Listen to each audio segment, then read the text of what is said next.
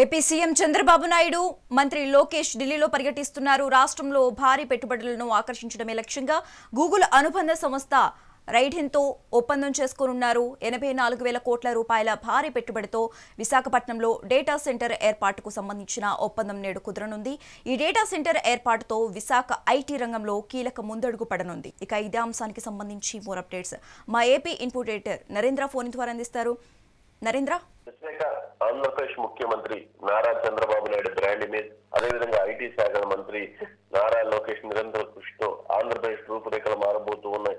ఆంధ్రప్రదేశ్ భవిష్యత్తును మలుపు తిప్పేటువంటి అతిపెద్ద ప్రాజెక్టుకు న్యూఢిల్లీలో ఈ రోజు అవగాహన ఒప్పందం కుదరబోతూ ఉంది. ఏపీ చరిత్రలోనే ఒక మైలురాయిగా నిలవబోతుంది.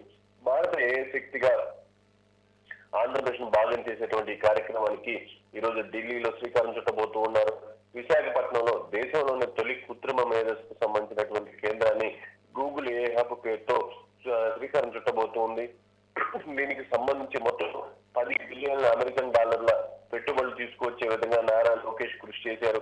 ఈ డేటా సెంటర్ క్యాంపస్ ఏర్పాటుకు సంబంధించి కూడా ఈ రోజు న్యూఢిల్లీలో ఇటు ఆ కంపెనీకి సంబంధించినటువంటి ప్రతినిధులు, ఆంధ్రప్రదేశ్ ప్రభుత్వానికి సంబంధించినటువంటి అధికారుల మధ్య ఒప్పందం జరగబోతుంది. ఇది భారతదేశంలోనే అతి పెద్ద విదేశీ ప్రత్యక్ష పెట్టుబడిగా చెప్పుకోవచ్చు.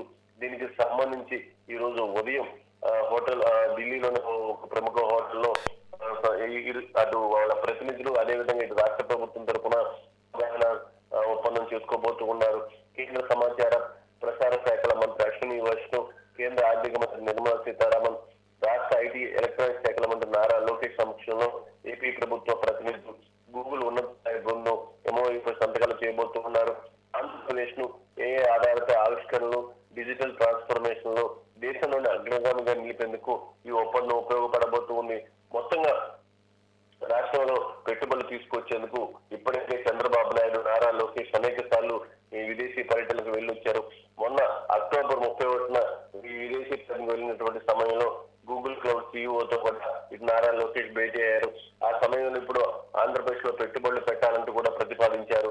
తర్వాత ఆంధ్రప్రదేశ్ లో పెట్టుబడులు పెట్టేందుకు కూడా ఆ కంపెనీ ప్రతినిధులు ఆలోచన చేసి దానికి తగిన విధంగానే ఆంధ్రప్రదేశ్ లో పెట్టుబడులు పెట్టేందుకు వచ్చారు.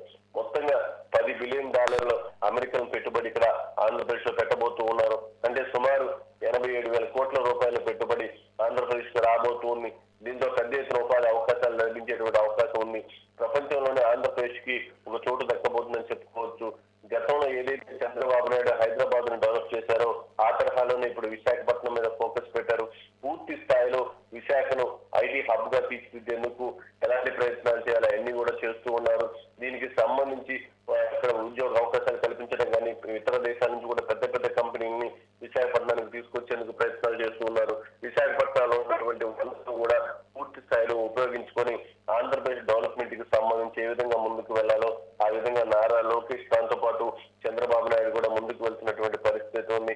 మొత్తంగా ఇప్పటికే అనేక వేల కోట్ల రూపాయల పెట్టుబడులు తీసుకువచ్చేందుకు గతంలో చంద్రబాబు నాయుడు విదేశీ పర్యటనకు వెళ్ళినటువంటి సమయంలో అక్కడ కంపెనీలతో మాట్లాడారు.